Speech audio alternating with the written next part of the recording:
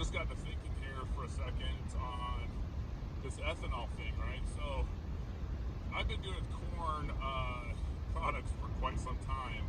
I do a lot of work with a group that does a lot of Jubilee corn. And so what's interesting about corn, Forge Genetics was a big customer of mine about 7 years ago. And I met them, Forge Genetics, I think it's owned by Land O'Lakes now, but I met Forge Genetics up in Malad, Idaho. I was up there doing a project that had a lot of freight that was going up into Malad, Idaho, and I couldn't get any freight out. And so whenever I can't get freight out of a market for my trucks, what I do is I just go up to the city literally, and I knock on doors, and I find a place to put my trucks, to literally hire drivers from that city. Because if I can get stuff into the city but I can't get stuff out, there's no reason to go into that city other than to get a guy home. So what I'll do is I'll go up and I'll find a yard and I'll knock doors. And the best way to get business from people, literally best way to get business from people is to walk in. So literally what I'll do is I'll pull up a Google Maps, a GPS Maps. I'll then walk into empty lots, right next door to empty lots, and I'll ask the business owner flat out. Now I can see by using my land map called Land Watch, which is free for the first month and $19 after that, I can see who owns the property before I walk into the place. But think about it. You want an easy way of access to an owner. What's the best way of easy access to an owner? You literally walk into a lot that's next to a building and you literally say, whether it says it's owned by him or not, you literally walk in and you say, hey, is there any way I can speak with the owner? I was wondering if he owns the lot next door. And guess what? People always give you the owner. And then, they'll tell you, they'll say, no, so-and-so owns the lot next door. I was like, oh, is there any way I can get an introduction to that person? Do you know who that is? Do you know who's next door? Oh, yeah, I know who that is. Let me get you the owner who knows the owner, and I'll give you an introduction. That's how it works. And so I literally tell the owner, look, I own a trucking company. I'm not selling to this guy. Keep in mind, I own a trucking company. My guys get loads in here all the time with asset trucks. But we can't get loads out, and so because we can't get loads out, I'm looking for a place where they can park their trucks and go home to their wives and kids, and then they can come back and pick up their truck and go and deadhead over to Pross or wherever the location is that's close by that they can get a load out. Ultimately, this is what happens. The company literally says, oh, we send stuff out all the time and we can't find trucks. We'd be happy to give you business, okay? So sometimes it works out this way, sometimes it doesn't, but either way, it gets me right to the owner every single time. You get that? So anyway, as I'm sitting here and I'm driving, and I was at the pump, I was filling up at the gas station, and it literally said $2.99 on the sign. And then naturally at Shell, I go to pull out the gas that's the cheapest all the way on the very left, and they trick you.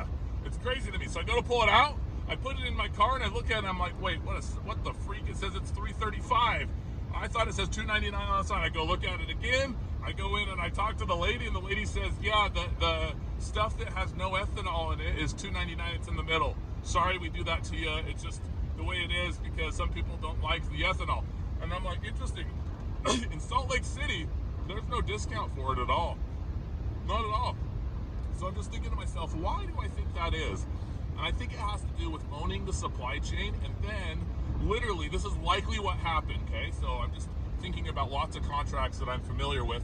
This is likely what happened. So the farmers who make ethanol from corn, you know how it's made, so mostly your farmers and your miners own the processing plants. So they already own the land to manufacture or to grow or to mine the product material. And so they already own the land. They can leverage their land to get loans, future production loans, against their development. So what happens is they usually own the processing as well.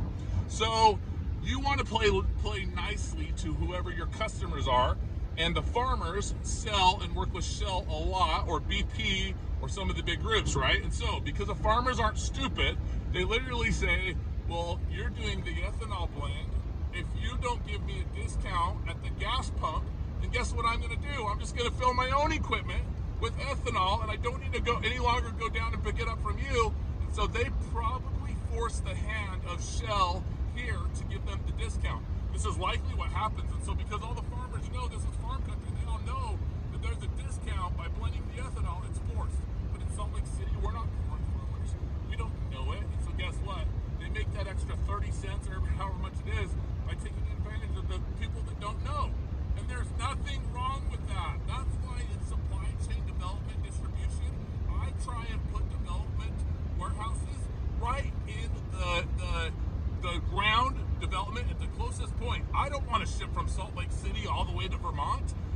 ship from Vermont to Vermont. However, my headquarters looks like it's in Salt Lake City, and I'm shipping from Salt Lake City. So guess what? I can still charge that rate, pull from a closer warehouse, and put the rest in my pocket or my partner's pocket. And so anyways, just thinking through some stuff as I'm driving, and quite frankly, the farmers and the Shell are very smart, and they have the upper hand in that, and it's pretty interesting. So I might have to run the math later on the supply chain of ethanol. But anyways, everybody have a killer day. Love life, man. Just get out, talk, do stuff. Business is easy if you put yourself in the mindset of an owner. Okay? It's easy. Get out and do life, do business, try things, and everybody have a good one. Later.